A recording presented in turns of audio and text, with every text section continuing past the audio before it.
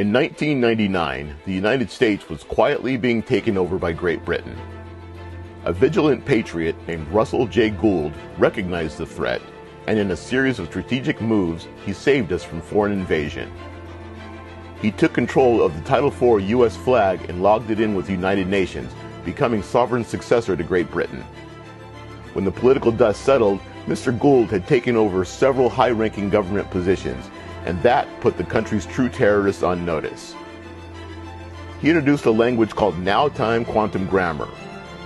Then he used it to prove all previous legal and financial documents to be fraudulent. This saved the U.S. trillions of dollars in debt. He redesigned the periodic table of elements.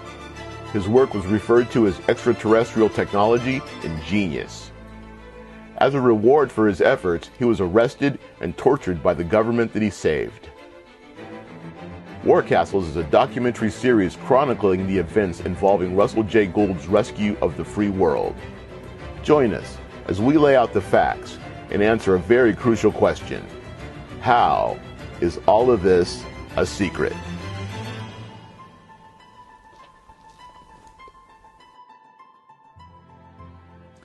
In the year 2007, the mortgage crisis hit the United States. Several of the guys in my unit got together. We were sitting around the shop one day and talking about how we were losing our homes and we were all about to be tossed out on the street. We were really kind of worried about it. As we were sitting around talking shop, we were like, hey, we got the clearances to do this. We know people in the right places. Let's get together and let's see if we can't drum up and figure out what in the heck happened. What in the heck caused this mortgage crisis incident and what really happened there. So after a few months of digging, we had ran across Judge David Wynn Miller and Russell J. Gould, and what they had done to the mortgage industry that they were responsible for. And that was that they had syntaxed the mortgages and found them to be 100% grammatical fraud. And so that was a big eye-opener for us. So we looked at that and we were like, hey, so it wasn't the subprime mortgage lending that led to the collapse. It was the fact that these guys had syntaxed the actual contracts, the banking and mortgage contracts, and found them to be 100% grammatical fraud. And Fannie Mae and Freddie Mac immediately bundled those up and sold them to Bank of America. And 3 days later, when Bank of America found out they were sitting on bad paper, they sold them to, I believe it was Wells Fargo. And from there, the fire sales had started with these bundled mortgages. So with that, we started digging deeper. Well, who is Russel J. Gould and who is David Wynn Miller? But what really unlocked the entire mystery for us was the fact that there was a grammar key on the mortgages that had been syntaxed, the Fannie Mae and Freddie Mac mortgages that were syntaxed by these guys. They had a grammar key or a syntax key on the side of the paperwork. And so we were like, okay, well, we understand how syntax works and how there was grammatical fraud going on, but what gave this key, this syntax key that they were putting on the paperwork, the power to syntax that document? And with that, that's where we uncovered the largest national security secret in this nation's history, if not the world itself. So what this did was it led us down, basically this led us down several rabbit holes. And one of the rabbit holes that it led us down was we had to start, first we had to go all the way back to the beginning of U.S. history or American history to figure out what in the world was going on there, because this goes back that far. So we went all the way back to the start of the 13 colonies and the original bankruptcy of the United States, and that's really what this all stems from, is the bankruptcy of the United States, the first bankruptcy. And so when the 13 colonies was fighting for its freedom from the British Crown, there was a post office down in Philadelphia, and that was the Benjamin Franklin Post Office. And that post office was open until the war started. and because all war vacates contract. So because the 13 colonies weren't yet an independent nation state of their own, or a nation of their own, they had to close that post office down because they were fighting for that national statehood. And after the American Revolution, that post office couldn't be opened back up because it was in a state of bankruptcy. It owed 1.6 million francs to the French for funding the American Revolution. So at that point, Spain and France argued over who was going to put the Postmaster General position here in the colonies to open it up to commerce. And why is that important? Why was that so important? Well, when we take a look at it, Spain argued that they had found America first, that Christopher Columbus had found America first, and so they had rights to it. France argued that without loaning America the 1.6 million francs, America wouldn't even be open for capture. But the King of Great Britain, or Great Britain still being the reigning monarch in the world, told Spain and France, I'm still the reigning monarch in the world, and I'm going to put my post office in up there. Those are my people. And when we went back and looked at the American history, you could see that the founders of the Republic talked about that. They said that they would much rather have chosen Great Britain as opposed to Spain or France, because they were used to Great Britain's wiles. They understood how that monarch operated. And so they decided that it was best to just continue working with him because they knew how he operated, and they knew the wiles of this guy's operation and how his construct worked. And they weren't too sure about Spain or France and didn't want to start getting involved with someone they didn't know anything about. So they decided to go ahead and joined her with Great Britain, and they put the post office in Washington, D.C., Great Britain's post office in Washington, D.C., which is a foreign enclave of the United States. It never has been part of the United States, and it was opened up as the District of Columbia as a foreign enclave because it was the post office for Great Britain. So what that means is that the King of Great Britain placing his post office here opened up commerce to the rest of the world because he was the reigning monarch. So if the rest of the monarchs or dictators wanted to come into this country and rape and pillage it for its goods, they would have to go through him and his post office. So everything that was shipped in and out of this country, all commerce, he got a piece of through that post office. So that was the first bankruptcy, was Benjamin Franklin borrowed 1.6 million francs from the French. The second bankruptcy started when Abraham Lincoln borrowed the money from the IMF and the World Bank. Now, before I get into that, I want to say this. So the Founding Fathers had a pact, and that was that an accord, a gentleman's agreement between themselves, and that was that they were to never borrow any money from the IMF and the World Bank. And that is because the IMF and the World Banks owe no allegiance to any one particular monarch. And so they decided, the agreement was that they would only borrow money from other monarchs because the monarchs were only as powerful as their armies. And if they stayed in contract with two monarchs at the same time, if one monarch ever decided to try and invade the colonies, they would have to concur with the other monarch first before they could invade, so they didn't mess up something that other monarch had going on. So it gave the colonies time to react and get a plan in place to go ahead and move forward and try to figure out how to get themselves out of whatever debacle they might have found themselves in. So at a later time, as we went through the historical records and we ran into, of course, the Civil War was next, we found out that Abraham Lincoln, after the colonies dissolved and they broke in half, there was no more United States. It had ended, the North against the South. So you have two separate countries fighting against each other, essentially, is what happened here during the Civil War, because the South did raise its own flag and did substantiate itself as its own nation state. Abraham Lincoln, we found, violated the pact. He was the president that went ahead and borrowed money from the IMF and the World Bank, thereby violating the gentleman's agreement or the accord that the Founding Fathers had to never do that. And when he did, he initiated the beginning of the second international bankruptcy. That led us down into, of course, 1933 to the beginning of the third and final international bankruptcy, and also the Great Depression, the stock market crash of 1929. And from there, this is all laid out historically with what happened in relation to this syntax key that had been placed on these mortgages. And this is how far back we had to track to find out what in the world gave this syntax key power to be utilized on these mortgage contracts to conduct the sin tacking in the manner that had been conducted, to validate the fact that they were all grammatical fraud, banking fraud, grammar fraud, you name it, fraud. Once we had backtracked that key and found out how it was given the authority to be placed on that contract to conduct the sin tacking that it had conducted, we ran across the largest national security secret ever covered up in the history of the United States. So this led us right back into the birth certificate and how the birth certificate system even got started here in America. People are used as collateral with other nations because the U.S. is bankrupt. The United States declared bankruptcy on March 9th of 1933.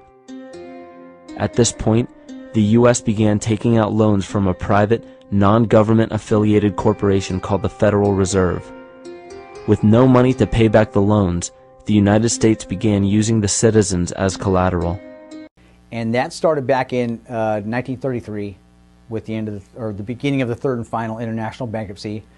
And of course, we had found out at that point that the United States owed so much to the IMF and the World Bank for what Lincoln had done that we had to give up, Roosevelt had to give up all of the gold that was here in the United States to pay off the debt to the IMF and the World Bank.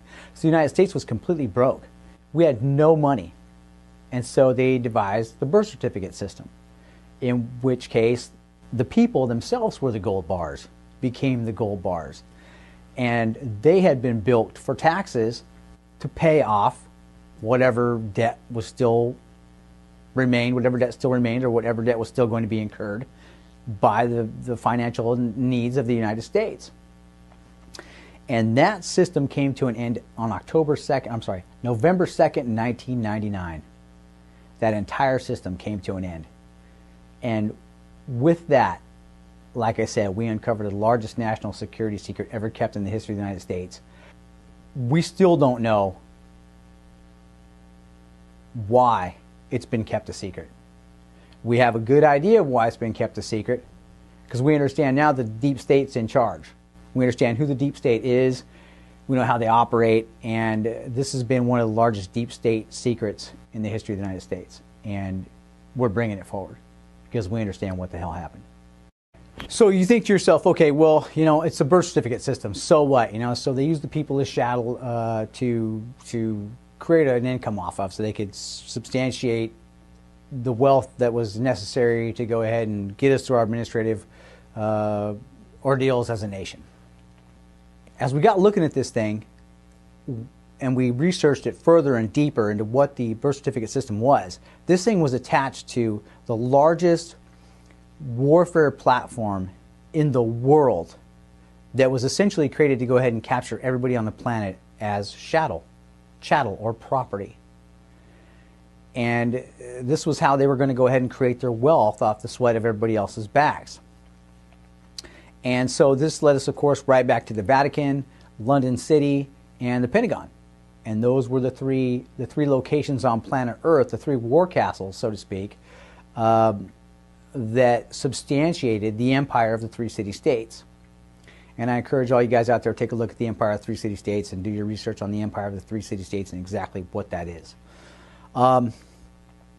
The Vatican itself, when we looked at the Vatican, this place was just the esotericism there, the esoteric symbolism behind this entire warfare platform was all over it. I mean, this thing just reeked of esoteric knowledge. It was just, the symbols were everywhere.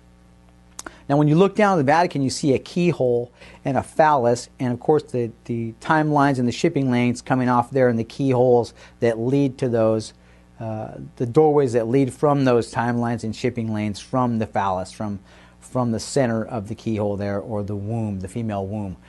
And if you look around it, you'll see a bunch of men, statues, just statues of a bunch of guys all around this keyhole. And what they are doing is, this is an orgy.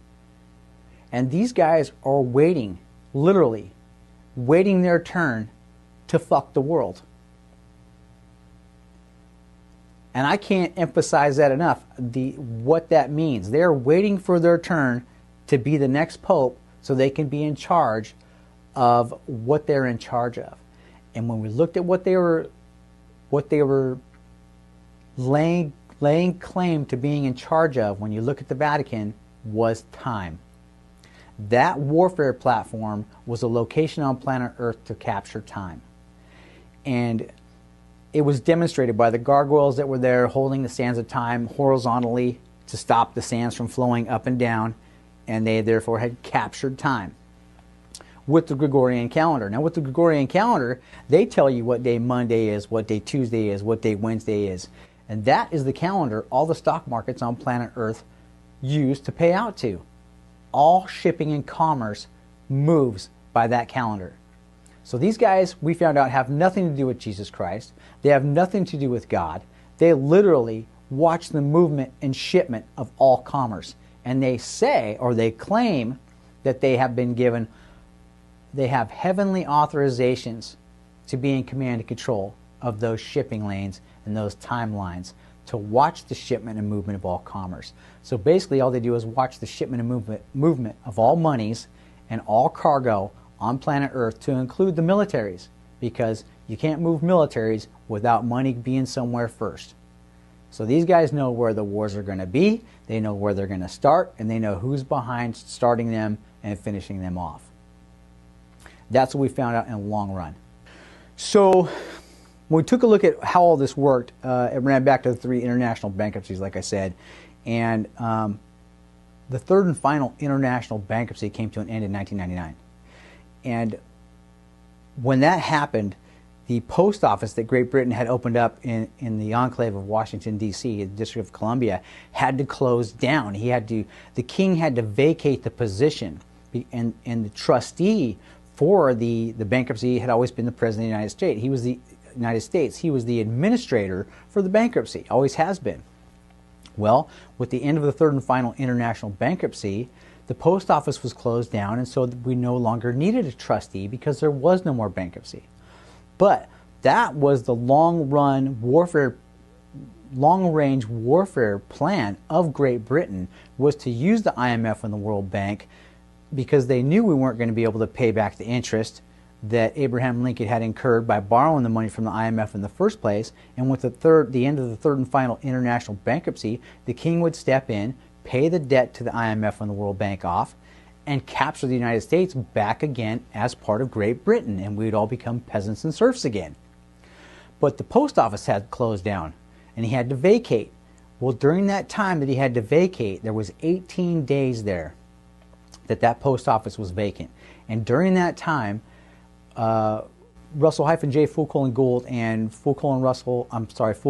David-Win Miller had seen this whole thing coming. They had been studying the bankruptcies. These guys were great at it. They understood the courts and the ports, and they understood that the neutral ports were the courts. And with that, Russell, understanding what was about to take place here, ran up to the Pentagon and asked the Pentagon if they had a copyright and patent on the Title IV flag for the United States, the Title IV flag. And of course the Pentagon told him, no one's ever asked us that before, Russ, and he said it doesn't matter anyway because the grammar on the contract was all grammar fraud. I've syntaxed it and disqualified it, and my country's about to be captured, and as an American I have the right to protect my flag and my nation against all enemies, foreign and domestic, and this was a domestic takeover.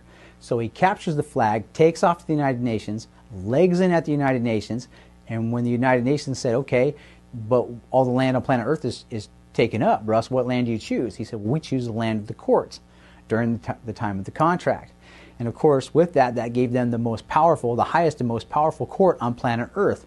He turns around, and during that 18-day vacancy, he legs back in as Postmaster General here for the United States and keeps the continuance of the evidence for the post office open to allow commerce to still be conducted, but under his authority, not under Great Britain's any longer. So he had just succeeded Great Britain as the sovereign because he was given sovereignty status by the United Nations that allowed him to authorize the conduction of all commerce and the continuance of that commerce here in the United States. And now we took a big look at that and we were like, holy cow. So the Navy's sitting in foreign ports around the world. The Florida Chads, during the 1999 Florida Chads, the United States ceased to exist for 90 days. It was done. But there was an 18-day period in there where the post office was closed down. There was no longer a president. There was no longer a need for a middleman or a trustee anymore. So the Navy's sitting in foreign ports around the world with no country, and Russ had just taken the flag, and they have no flag. So they're sitting in foreign ports around the world in warships, and I'm sure all the weapons were like, what nation are you guys from, and where's your flag at? And when we went through the presidential paperwork and the congressional record, this is all chronicled in the congressional record and the presidential paperwork that we had ran across for that day, that we had found with what happened was that Bill Clinton was halfway around the world in Kosovo with the National Security Council. At 9 a.m. in the morning, he got a phone call from here in the United States telling him that the Title IV flag had just been captured by Russel -J Gould and David Wynn Miller, and it was now their new flag. They had just saved the United States from a surrender and takeover of Great Britain, this orchestrated long-range warfare attack that these guys had spent 200 years orchestrating had been stopped in its tracks by these guys. So the Navy immediately signed on with Russ in 2003, and we're like, you're the new sovereign for the country, you got the flag, you saved the United States from surrender and takeover. Outstanding, no one's ever done that. And he legged in with them and leased the flag to the Navy so the Navy could continue to conduct its commerce, its shipment, because the Navy's all shipping. So they were able to ship themselves around the world and continue to protect the United States in a defensive posture, or offensively should they need to move to an offensive posture.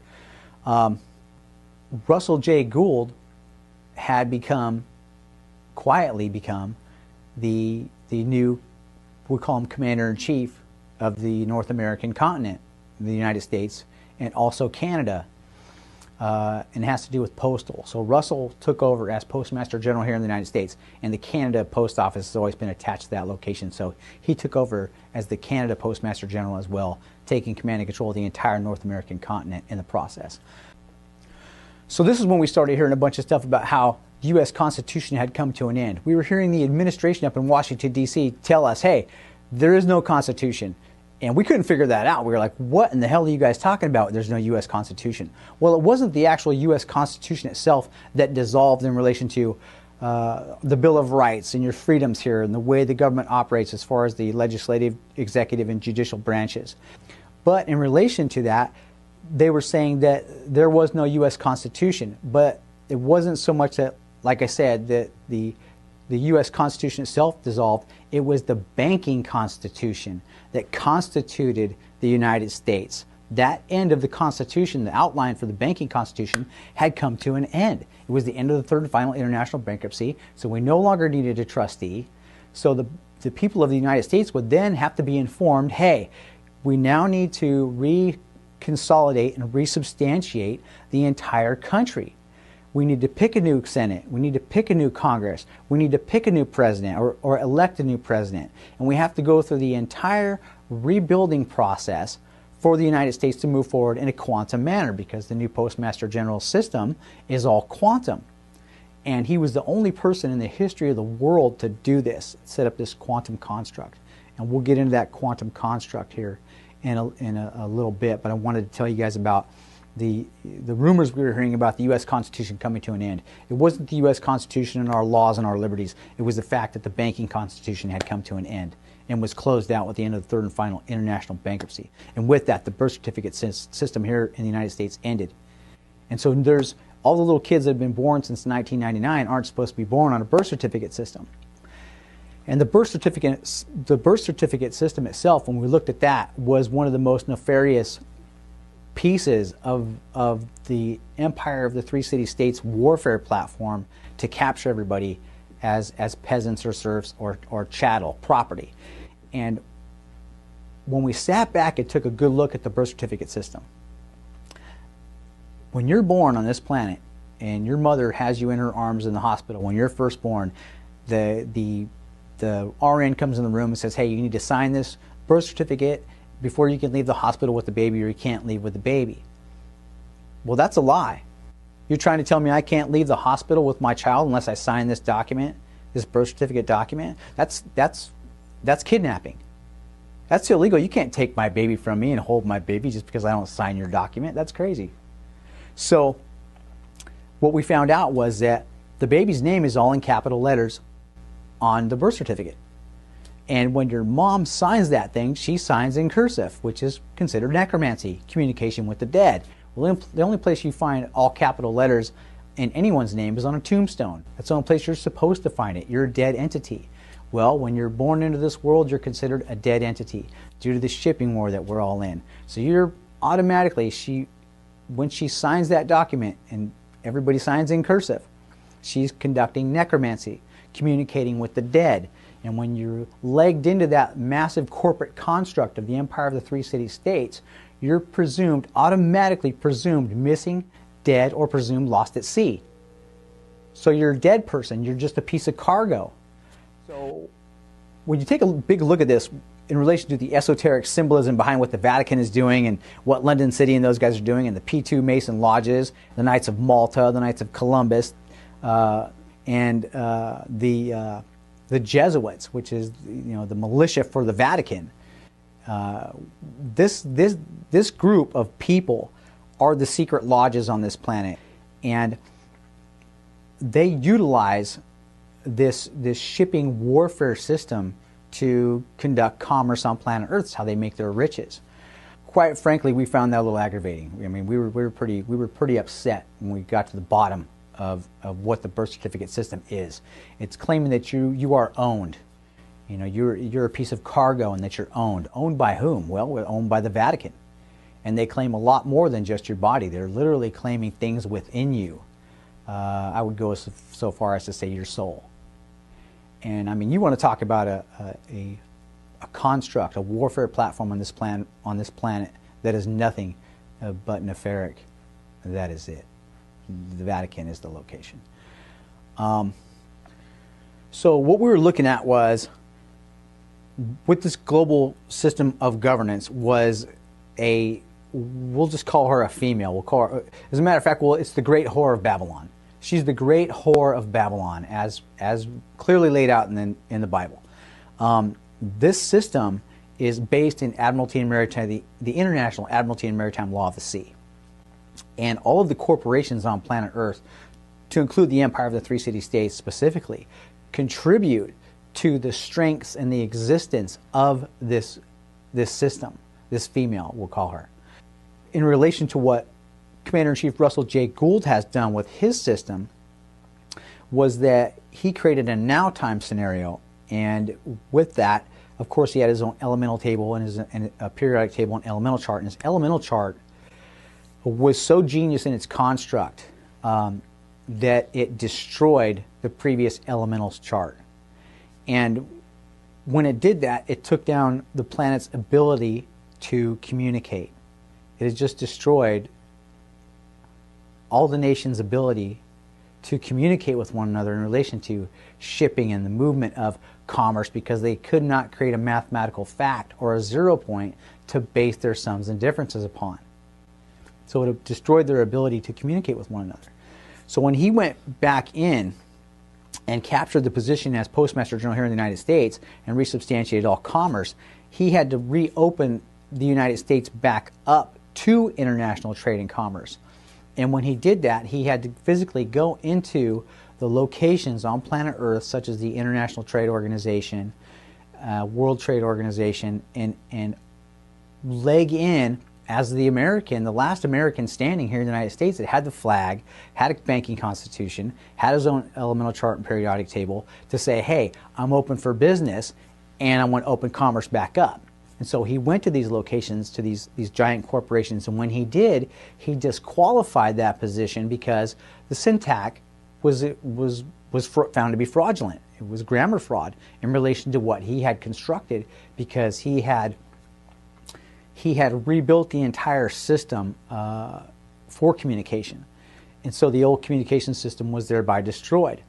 So with it being destroyed, he's now got to go into these locations anyway, not just to set up international commerce for the United States, but to set them up properly, because they were destroyed with his construct. So now as he sets them back up proper, the Whore of Babylon that was once using International Admiralty and Maritime Law of the Sea to claim everyone as presumed missing, dead, or lost at sea. And when we went back to biblical scripture, of course, then this leads all the way back to that. Satan accuses man day and night in front of the throne of God as already being dead. And when you further look at the esotericism behind that, he's basically trying to mirror what God did. And God destroyed the world by a flood. Well, Lucifer's trying to do the same thing. He's killing all the people on the planet by saying they're presumed missing, dead, or lost at sea with a birth certificate system. So it's a mirror of what God has already done. This stuff goes all the way back into biblical prophecy, and the esotericism behind this warfare platform is demonstrated clearly by the Vatican with what's going on. And so it's speaking to us. It's in plain sight and right in the open, right in front of all of our faces. So as Russ set this system back up and went to each corporate location to say, hey, he started at the Universal Postal Union up in Bern, Switzerland, and said, hey, charter's been disqualified, so I'm reopening it up properly and placing myself in as the Universal Postmaster General in Bern, Switzerland. So he did that, and each time he did that, he reconstituted the Whore of Babylon and made her a correct version. So now you got a mirrored image, a mirrored version of exactly what once was, but correctly. And so he used that whole system, which was the system the United States was using anyway, but now he's got it and it's correct. The whole thing is correct. And it took down all the global powers on the planet in the process, but resubstantiated them in correctness. So they haven't gone anywhere, they just had to adopt the new system. And with that system, there's no longer any ability to create contract fraud in that system. You can't lie, cheat, or steal, or create a loophole in the contract because it's a mathematically certifiable grammar. So what it says is what it means, and what it means is what it says, and it's certified forward and backward. So they can't take this into court later and say, oh, what it meant was, or what it's supposed to mean later is this, because there's, in his now time construct with his grammatical construct, there is no past and future tense verbiage in the grammatical construct. So what it means is what it says now and forever. So in 100 years when they pick that contract up and they say, well, what it was supposed to mean or what it is to mean later doesn't apply. It says now, is and are, what it is now. So it's still in now time. So 100 years from now they can pick it up and say, wow, no, it still says today. Nothing to argue over here. So if you violate the contract, it's obvious, and you're busted for it. They'll take you to court. Of course, the ramifications behind that and the litany of charges that could be created would eliminate the opportunity for fraudsters and racketeers to try to take advantage of that system. It would be removed. When you further go back to look at this and take a real serious look and examine this entire thing, and we spent years on this now. We've spent a decade researching this entire matter. So what this gentleman has done is, with his construct, he has taken command and control of the entire planet. The construct that was there, he took command and control of and resubstantiated it, he mirrored it, but in a correct manner, using grammar correctly, using the word, the meaning of the word correctly. And with that, the powers that be lost all their powers. And of course, they had come unglued on this guy. They tried to get him to surrender the flag. They beat him pretty bad. Took him into court because what he had done was he had started court-martialing Bush and Cheney and 500 admirals and generals for not immediately jumping onto his plane and immediately initiating the changeover of the new government to take place all the way down to the civil level, so that contracts written by civil governments and state governments would all be operating with this quantum grammar construct, so that you couldn't racketeer anymore. There'd be no way to launder money to move pedophiles or guns or drugs or anything like that. The money was going to go where it was supposed to go. You couldn't borrow from the school slush fund to pay for the roads.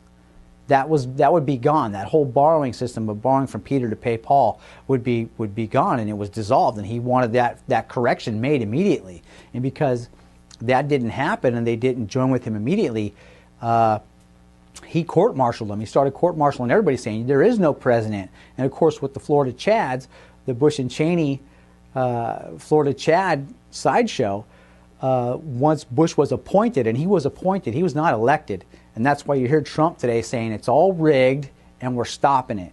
It's all fraud and we're ending it. Is because those guys, Bush and Clinton and Obama, were placed in there by this New World Order, this shadow government, deep state, global apparatus that has been trying to capture the world and place everybody under a birth certificate system. So, because he had moved so rapidly with what he had done, he didn't have time to alert the NCO chain of command to say, hey guys, this is what's going on with the bankruptcy. They're about to surrender to the United States and raise a British flag here, and they're going to capture you all as chattel again. Raise a British flag here, seize your guns. They put FEMA camps in place. Obama was coming for him. And thank God we did not get Hillary Clinton in there, because she was the final stake in the heart. And when we look at what's happening there, as far as the verbiage goes, the doublespeak these guys are using, this New World Order apparatus, the doublespeak they use, when you examine the tapes, when you go back and look at the New World Order tapes of President Bush Sr. talking, saying, you know, we need to create laws that will protect the weak from the strong. A world where the strong respect the rights of the weak. We have before us the opportunity to forge for ourselves and for future generations a new world order, a world where the rule of law, not the law of the jungle, governs the conduct of nations. Strong. He's not talking about weak people as far as this person who's unemployed. He's talking about the weak people, the New World Order being so few against the strong, the people of the world who don't want this apparatus to come into play, that know what these guys have up their sleeve in the long run. We've read the Bible. We know what it looks like. We know what they want to bring into fruition. We know what's coming. The playbook's in your hands. Everybody's got one. And so when he's saying we want to protect the weak from the strong and have freedom and peace, he's talking about the freedom to stop the rest of the world from allowing these guys to make laws freely and in peace so that they can't be stopped by the people. That's the doublespeak these guys are using, and it's very, very nefarious when you listen to it and you realize these guys aren't talking to the American people. They're talking to their bosses behind them. So with that, this entire system that Commander-in-Chief Russel J. Gould has taken over, he's corrected that system and taken it out of their hands, because the entire international admiralty and maritime law of the sea system, he rewrote all the codes and statutes and laws in relation to that and quantized everything into a mathematical, grammatical fact, disqualifying the old system because it was all grammar fraud. So he's taken tactical command and control of the entire system and taking it away from these guys, like taking matches from a little kid and spanking him on the backside for trying to burn the house down. That's exactly what this guy has done. In relation to a one world global government or a new world order, Commander-in-Chief Russel J. Gould's system is not that biblical or biblically prophesied one world government, new world order that is going to be so tyrannical that it crushes everyone beneath its foot. He literally stopped that from happening. And because they didn't want to play with him, because of what he had done was so great, and he had moved so fast, and he only alerted the upper echelons and told the bad guys, hey, I'm taking command and control here. He failed, and a huge oversight on his part was that he failed to tell the non-commissioned officer chain of command in the military what he was doing so people could get behind him and thank him for saving the country from, one, a surrender and takeover, and from, two, the New World Order apparatus's attempt to conquer the planet. He stopped it right in his tracks, but because he moved so fast and didn't alert the rest of the military, The bad guys kicked him to the side and placed in the Federal Reserve. So the banks moved in, the Federal Reserve Board moved into the Postmaster General position up in Washington, D.C., and chose the new Postmaster General. And that's all chronicled in the Congressional Record, which is all to be found in the 1999 Government Reformation Act. The government needed to be restructured anyway, because it was the end of the third and final international bankruptcy. But prior to that, we know this was a takeover attempt and a surrender attempt back to Great Britain, because the Amero was sitting there waiting prior to the end of the third and final international bankruptcy in 1999. They had the Amero set. They were waiting to get the Americans to join the European Union. It was already in place. We were this close to being surrendered, and he stopped it in its tracks. So when that happened, like I said, they didn't want to play ball with him. And as we looked at what was happening there, the P2 Mason lodges, the Knights of Malta, the Knights of Columbus, and the Jesuits were losing their minds. I mean, these guys were pulling their hair out, because Russel J. Gould was not groomed by the P2 Mason lodges. He's not a Mason. He's not a Knight of Columbus. He's not a Knight of Malta. He's not a Jesuit. He's an American, a guy from Wyoming who was smart enough to figure this whole thing out and save the country from being surrendered. So with that, no one wanted to play with him, because there was no way to control this guy. There's no way to blackmail this individual. You can't pin pedophilia on him. You can't pin racketeering on him. He has done nothing but save the nation, set up a whole new construct globally. So because there's no way to blackmail or control this guy, they don't want to let him take over, because he doesn't adhere to their standard operating procedures. He doesn't adhere to any of their beliefs, their belief systems, their belief structure, and they did not want to let him take tactical command and control the way he had. So after 12 years of these guys not wanting to play ball and just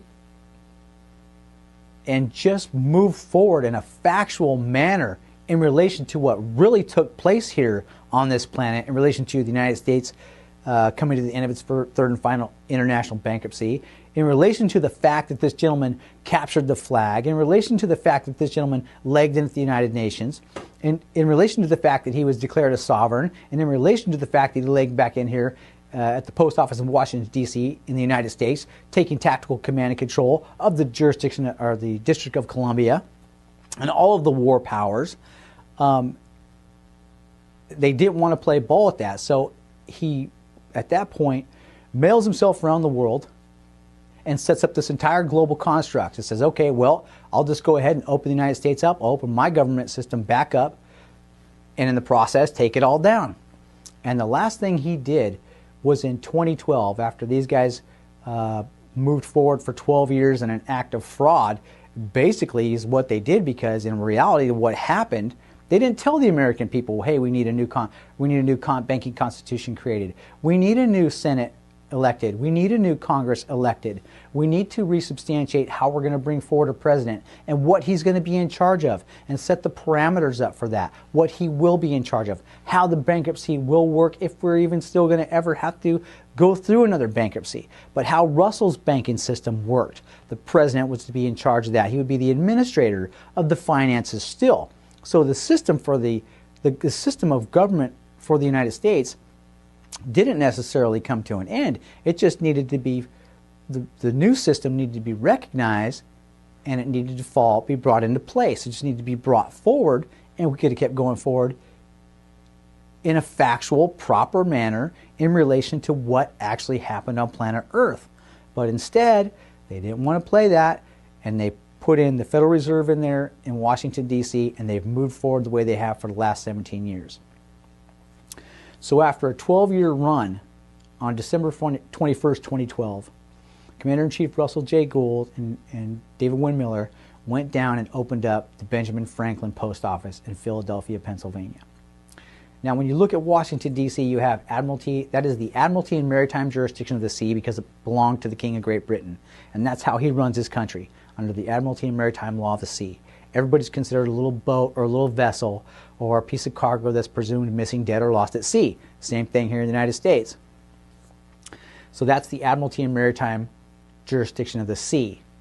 So then he goes down to Philadelphia, Pennsylvania, which is the civil jurisdiction, law of the land, and opens up the Philadelphia, Pennsylvania post office, which had been closed down with the start of the American Revolution. And it couldn't be opened back up because they owed 1.6 million francs to the French, so they were in bankruptcy. Bankrupt people can't contract, so they weren't allowed to open up commerce through that post office. So D.C. had to come in and put its post office, Great Britain had to come in and put its post office in up there. If they didn't, Spain or France was going to do it. So by opening up the Benjamin Franklin post office in Philadelphia, Pennsylvania, he took the entire government system back down to the original location along with the flag and posted that Title IV flag up in Philadelphia, Pennsylvania. And by doing so, since the birth certificate system ended, he now presents everybody with a claim of life, thereby shipping you out of the land of the dead and back onto the land in the civil jurisdiction, law of the land, where the blood testifies to the life. And with that, reconstitutes the entire American government again in a proper manner under the correct Title IV flag, using the correct communication, parse, syntax, grammar to establish all of his systems of government on this planet for you to then conduct commerce here in the United States. There are no more laws, rules, and regulations in relation to the old system. They've all been disqualified. So in 2017, Commander-in-Chief Russel J. Gould goes back to the Federal Reserve in Washington, D.C. And since the building was supposed to have left the United States because the end of the third and final international bankruptcy had come to an end, the Federal Reserve was, the Internal Revenue Service, which was the collection agency for the debt, had to be kicked out of the country because the bankruptcy had come to an end. It was over. So the Federal Reserve should have ended as well. But because it didn't leave, and for 17 years it sat there operating in a fraudulent manner, Commander-in-Chief Russel J. Gould goes down there and tells those guys, hey, why is this building docked on my land? I'm levying a fine against you. So he levied a fine against the Federal Reserve Board of Governors for having that vessel docked on his property. And the fine was 17 million tons of gold that he wants to use to assist Mr. Donald John Trump and Mr. James Mattis, Secretary of Defense, and the rest of the military and the people of this country to resubstantiate the government here, back the nation up, and create a new monetary system and place the values in his bank and on his platforms, place those values on his stock market platforms so that the United States can start conducting international commerce and trade again. He's been trying as hard as he can to try to get Mr. Donald John Trump's attention, to try to let him know what he's doing. He's trying to give Mr. Trump a flag and let him know, hey, I'd like to authorize what it is you're doing. I'm behind you with the clean out. 110%. This is something that he tried in 1999 to clean this apparatus out in 1999 and couldn't do it because he didn't alert the military and no one knew what he had done. He moved so fast no one knew what he had done. So the bad guys, the deep state, kicked him to the curb and kept moving forward. And that deep state apparatus is the deep state apparatus that Donald Trump is now finally cleaning out of Washington, D.C. And this is the reason we're bringing this forward. This is the largest national security secret in the history of the nation, if not the world itself, in relation to how it took down all the powers globally, how it was reconstructed, in relation to the mortgage, housing, financial crisis of 2007. This entire national security secret was revealed to us. We've gone through the congressional record, we've gone through the presidential papers. Everything's there. It's all chronicled there. You can find it there. We've listened to the Navy SEALs scream. We've listened to my commanding general, Major General Jerry Boykin, say get involved. The Navy SEALs are yelling to get involved. Everybody's yelling, get involved, to us former special operations guys, to us military personnel, current, past, future, present. Get involved, figure out what's gone wrong, and fix it. Well, it's been fixed, guys, and it's been kept from us for 17 years. This gentleman's a national hero and deserves a medal of the highest honor. He saved the country, he saved the flag, he saved us from a surrender, a secret surrender, and domestic takeover here in the United States that nobody even ever saw coming. And I'm sure that when the attorney generals and the rest of the people here in the United States get a hold of this story, and they do the research on the 3 international bankruptcies of the United States, and they see how this apparatus works, they're going to come to the conclusion, the same conclusion we have in relation to what we found here. What is literally staring us right in our faces all day long. And that is that this gentleman deserves a medal of the highest honor and is quite frankly a national hero. What's going to happen if the United States doesn't adopt this new quantum system? Because it has its own elemental chart and its own periodic tables, this thing was considered genius by the Department of Energy. And the rest of the world got a hold of this thing. And I can tell you right now that if the United States does not adopt this system and this system of grammar to create contracts on this planet, the bad guys will. And if those guys start creating contracts and subject the United States to their whims and their wills in relation to this construct, they will crush us like we have never been crushed before. Laws will be ironclad. Regulations will be ironclad.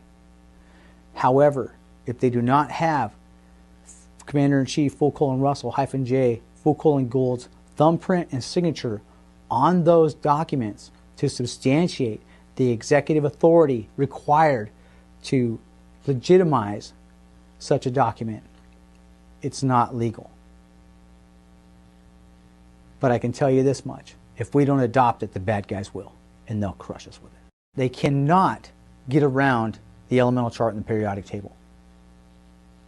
They cannot get around the mathematical construct of that grammar. It's a fact. It is what it is, and it's taken down all that it's taken down. So from where is it that they have the ability to move forward from in a manner that would allow them to disqualify such a platform? They can't. So if we don't join with it, they'll take it, and it will be to our ruin. So the yellow fringe flag doesn't come from any nation. It's not registered. All flags are registered around the world with the United Nations. None of them in their copyright and patent have a yellow fringe on them. The yellow fringe was added after because everything's been captured in the international admiralty and maritime jurisdiction of the sea in a shipping war. So the yellow fringe denotes that it's been captured by the shipping war. But the shipping war is based in the international admiralty maritime law of the sea. So the yellow fringe flag doesn't have a nation because the sea is not a nation. It's not registered as a nation with the United Nations. So when he captured the Title IV flag, as clearly laid out in Army regulation, the yellow fringe is a desecration of the flag. So he removed it because he destroyed the international admiralty and maritime jurisdiction of the sea when he took it over. So he removed the yellow fringe off it because he's captured the shipping war and released everybody from it by shipping them back in onto the land, at least here in the United States. So the yellow fringe flag doesn't have a nation. It's based in international admiralty maritime law of the sea. Well, the sea is not a nation. It's not registered at the United Nations as a nation. So the yellow fringe flag is a flag of the sea. Well, the sea is nothing. So it's a flag of nothing. Basically, it's a corporation. It's a huge corporation, but they're using that admiralty and maritime jurisdiction in violation of its jurisdiction on the land in an act of warfare against the people, saying you're all boats and little vessels. Well, you can only claim a little boat or a little vessel if I'm out in the middle of the water. as your flag clearly denotes. You have a yellow flag or yellow fringe around it, saying we're an Admiralty and Maritime Law of the Sea. Well, if you're on the land, you're in violation of your jurisdiction, therefore you're conducting inland piracy. So these guys and their entire system globally, they are nothing more than pirates. That's all they are, and they've declared everybody else to be a vessel or cargo that they can rape, plunder, and pillage. So they're literally, this is a global group of pirates is what this is. So, yeah, wild, right? Wild. Over the last 10 years, we have gone and spoke with Commander-in-Chief full-colon Russel-J. full-colon Gould several times. And he has continually told us time and time again that he's tried to reach out to Washington, D.C., to the administrative personnel up there to tell them what it is he's done, because this is being kept a massive secret away from the masses. And he keeps trying to make contact, and every time he does, he's not recognized, or his work is obfuscated. But he's been trying to get up there this last year to tell President Donald John Trump that, hey, this is what has happened, and I'd like to give you all the authorization in the world that you need to run the country legitimately, and I will back you all the way, but you've got to reach out to me.